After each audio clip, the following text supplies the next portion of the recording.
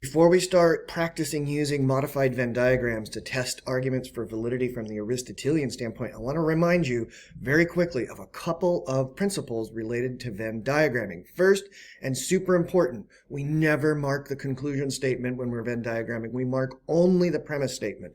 So if we're given an argument like this one, some S are P, therefore some S are not P, we're going to mark our Venn diagram to reflect the premise statement only. We get to mark one single X in area 2 to show that some S are P.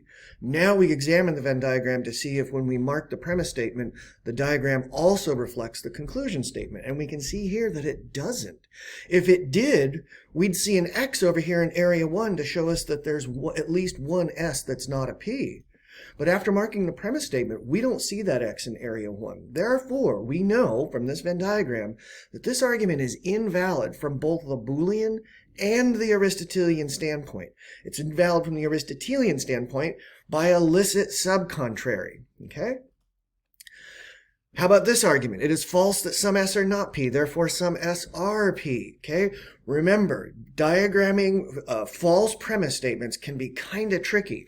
So we use the modern square of opposition. It doesn't matter which one. They both include the rule of contradiction that allows us to take a statement that's given to us as false, like some S are not P, an O claim, and determine what statement would have to be true if it is indeed false that some S are not P. And we can see that that statement is going to be the corresponding A statement, all S are P. Now we can Venn diagram much more easily. So to show all S are P, we're going to be shading. And we're going to shade in area 1 to eliminate the possibility of there being any S's over here in area 1 where they wouldn't be P's. We want to show that all S are P. Now, when we look at this Venn diagram, we first look at it from the Boolean standpoint because any argument valid from the Boolean standpoint will also be valid from the Aristotelian standpoint. Any argument valid from the Aristotelian standpoint is unconditionally valid. After marking the premise statement, we don't see the conclusion statement in this Venn diagram. If we did, there'd be an X in area 2, and there isn't.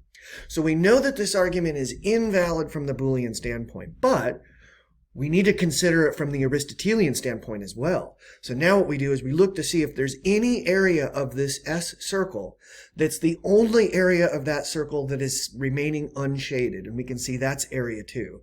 So that means we get to put our circled X in area 2. And that tells us now that the conclusion statement is indeed reflected by this Venn diagram after diagramming just the premise. And that tells us this argument is conditionally valid. It's valid from the Aristotelian standpoint, provided that it meets the condition to be valid, which is that S has to refer to something that actually exists in reality. Now take an argument like this one. No students are people who like busy work, therefore some students are not people who like busy work. We're going to remember that when we get ordinary language arguments like this, we always write them in symbolic form. It makes it so much easier for us to work with, whether we're Venn diagramming or applying rules or operations. So we'll have S stand for students, P stand for people who like busy work. And we're going to symbolize the argument as no S or P, therefore some S are not P. And now we start our Venn diagramming by marking just the premise statement, no S or P, which means we've got to shade in area 2, because that's the area where there could be some S's that are P, and we're trying to show no S or P.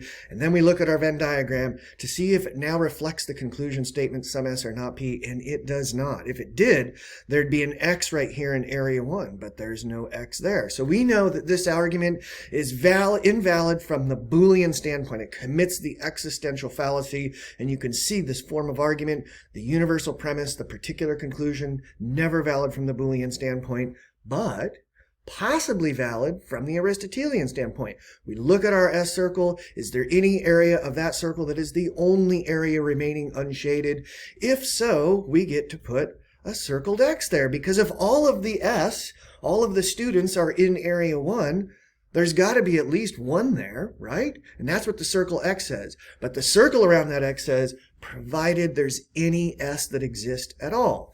Are students, this term here, is that a term that refers to an actually existing thing? Yes. So this argument is conditionally valid. Conditionally valid, and it meets the condition for validity from the Aristotelian standpoint only.